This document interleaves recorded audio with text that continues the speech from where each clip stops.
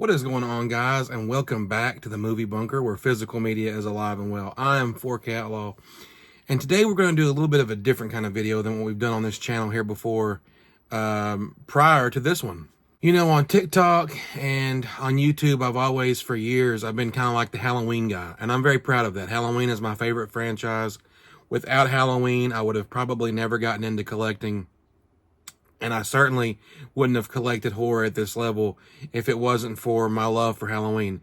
But before I got to Halloween, there was something or someone that interested me in horror enough to make me pursue my love for horror, and that was Freddy Krueger. You know, over the years, I've never really got a chance to talk about how much I love Nightmare on Elm Street, the franchise, how much it means to me.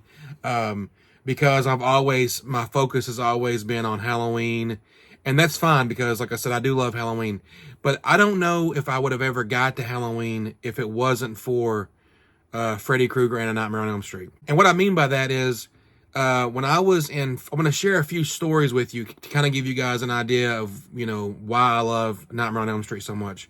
And the first one, we have to take you back to, I believe 1990-91, when I was in first grade, is where I was first introduced to the Nightmare Man. And I was introduced to him in a very unconventional, is it a word? Yeah, an unconventional fashion.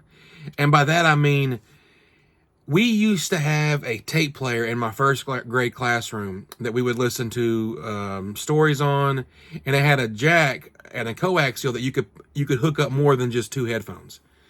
And me and a couple of my friends, one's not here with us anymore, we would all gather around this and we would listen to scary stories to tell in the dark. The High Beams, the Me, Ty Doty Walker. We would listen to these tapes of the actual, the book. And a friend of mine said, well, if you guys like this, you should, I'm going to bring this in from my house. It's my older brother's. And it's way more intense than this. And in my head, I was thinking, well, I can't take more intense than Me, Ty Doty Walker. The next day I can't remember if it was the next day or the next day. I can't remember if it was a couple of days after. He brought in Will Smith and DJ Jazzy Jeff. Is that his name? I believe so.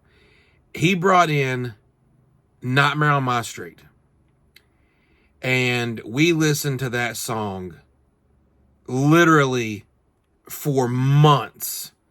We would listen to that every day. We would have, in order to be a part of our club and be initiated into our club, you had to be able to listen to that song in its entirety.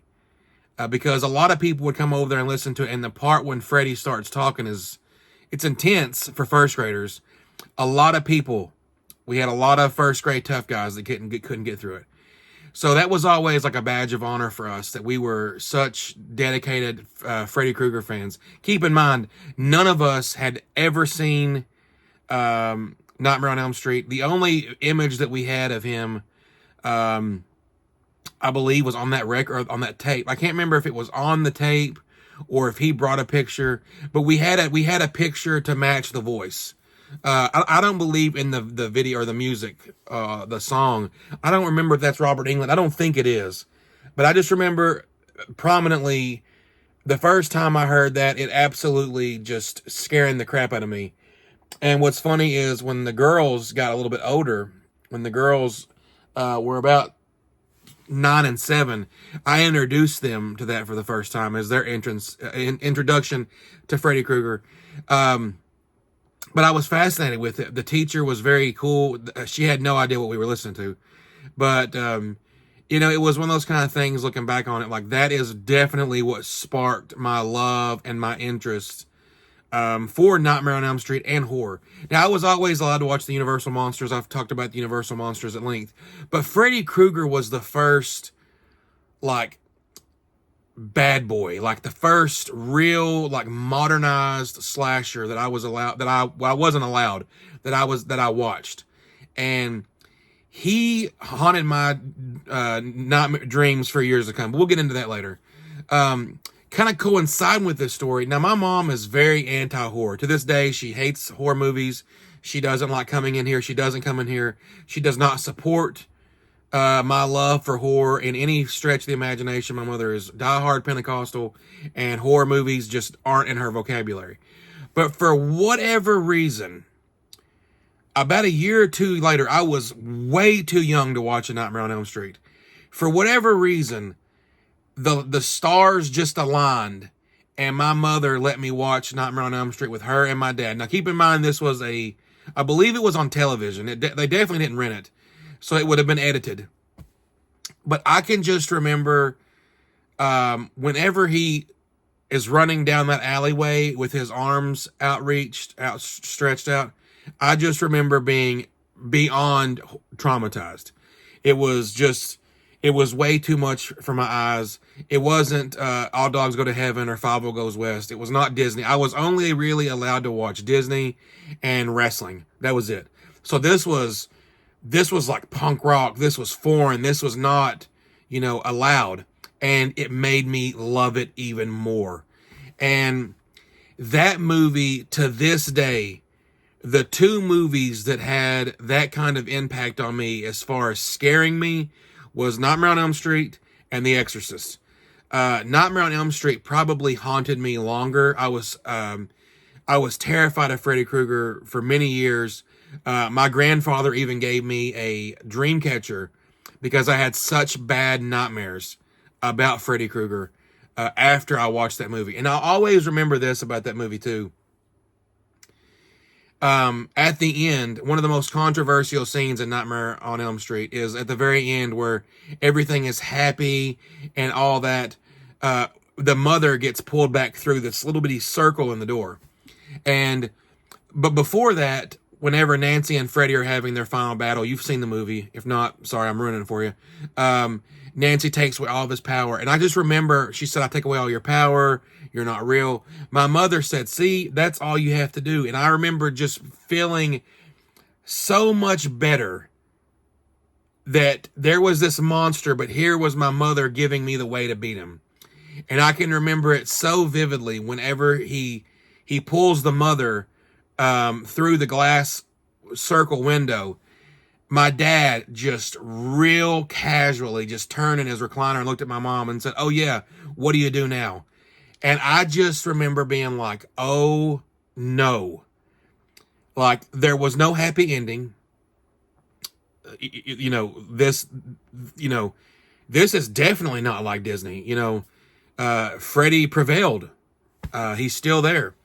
And what's really funny is I was really scared of Freddy for a long time after that. I was way too young to watch it. I didn't seek out the sequels.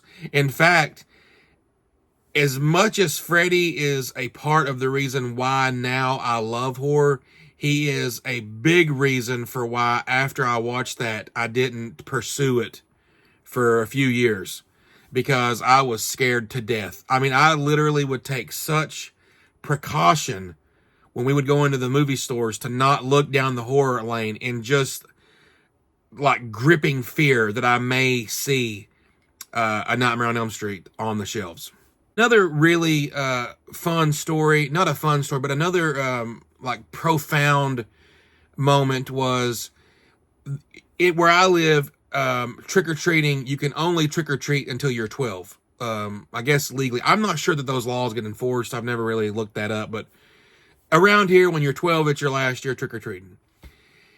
And I can remember very vividly, around September, me and my mother were in this just hole-in-the-wall Halloween store. They sold masks. It was I don't even really know what kind of store it was, but they sold like balloons. And I guess like seasonally they would have masks and such. And they had a Michael Myers mask. Now, you have to remember, this is like 1996, 7, 8. So these kids now and stuff, I don't want to sound like one of those old guys, but like this stuff wasn't as available back then as it is now. I mean, I'm literally looking at a Michael Myers snow globe. This stuff wasn't out when I was a kid. If it was, it's all I would have had. But what transpired in that moment was I saw the thing. Now at this point I had seen Halloween, and I was a full blown Halloween fanatic. But I was able to see what I love on a shelf, and I could purchase it, and it validated in some way. Now I'm able to show off what I love, and that really meant a lot to me. And I could not convey it in words to convince my mother to get it for me. I remember the mask said $29.99. And back then, that's like $300 now. I mean, it was a lot of money. I mean, it was just, a costume back then at most, for the whole 9 yards was anywhere from $10 to $20. And we're talking about like the little shitty mask with the string, and then essentially like a garbage bag that was spray painted like a skeleton. But in order to get like nice mask, it cost a lot. And I remember I never was one of those kind of kids that like begged and begged. If my parents said no, I was pretty good about letting it go. This was one of the few times that like I begged and begged and begged. And I remember I went home, I got all the money that I had available. My grandmother gave me some money. I worked. It's September, so my yard working was kind of coming to an end. And I remember I saved up $35.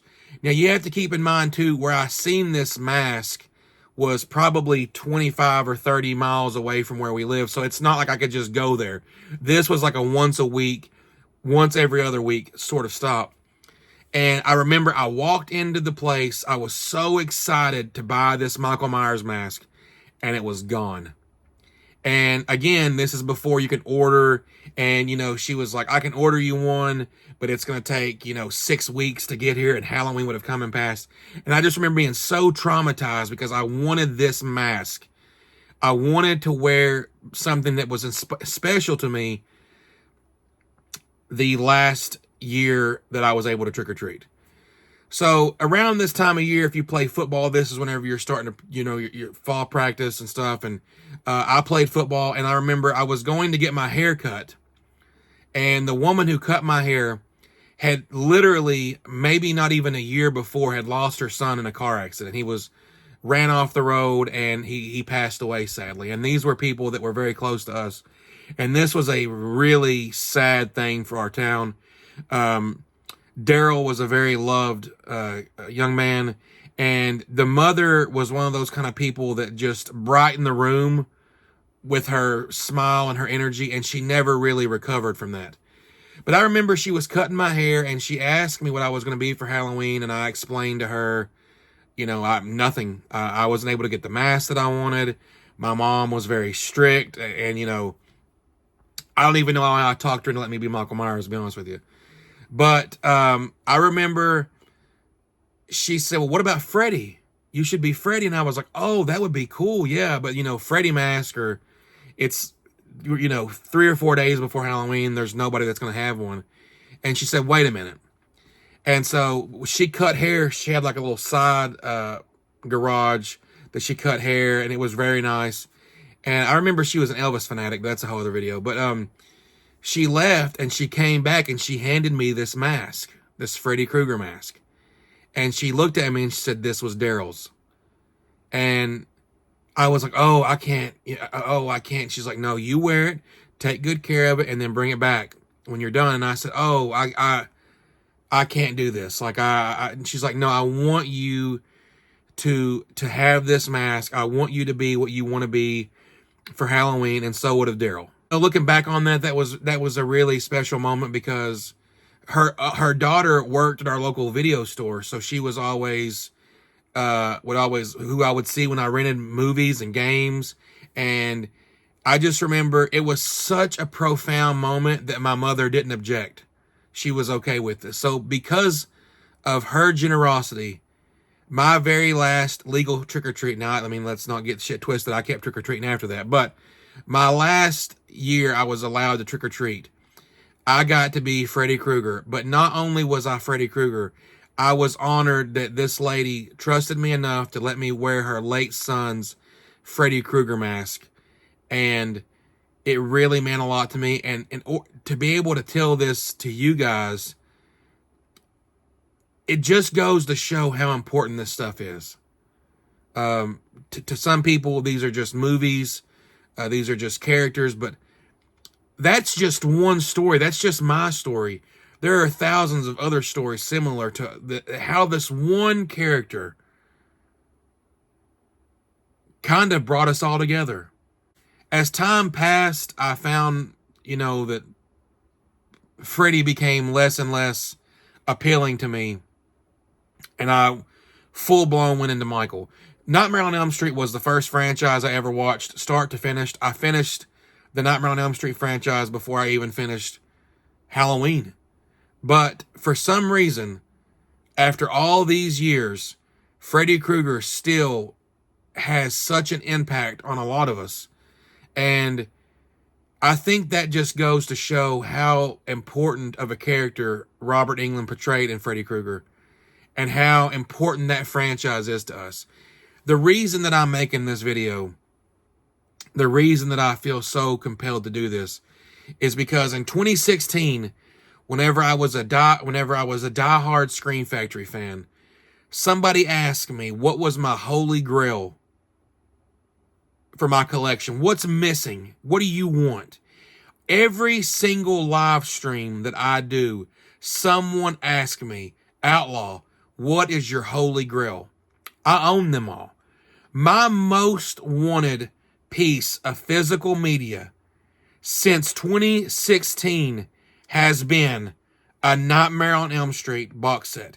Now, over the years, it changes. I wanted it to be from Scream Factory. Now I don't care. Actually, I would be cool with Kino. I'd be cool with New Line or Warner Brothers put it out. I just want the Nightmare on Elm Street movies on 4K. Hell, even if you put them on Blu-ray, as long as it's in a nice set, give us something better for Freddy. He deserves better for this. Last year, I was looking at new Freddy Krueger merchandise. I went on vacation, and all I can find was this measly deck of cards. It shouldn't be this hard to find stuff. We shouldn't be having this conversation in 2024 of where in the hell is Freddy Krueger. Without Freddy, a lot of this stuff wouldn't happen.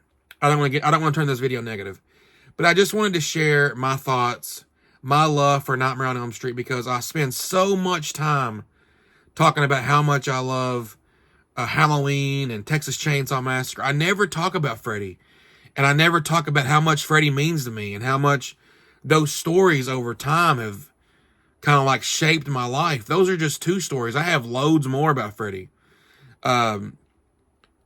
But yeah, I really just wanted to make this video and talk about how much Freddy Krueger is special to me. And that I really hope Warner Brothers, if somebody sees this, guys, come on.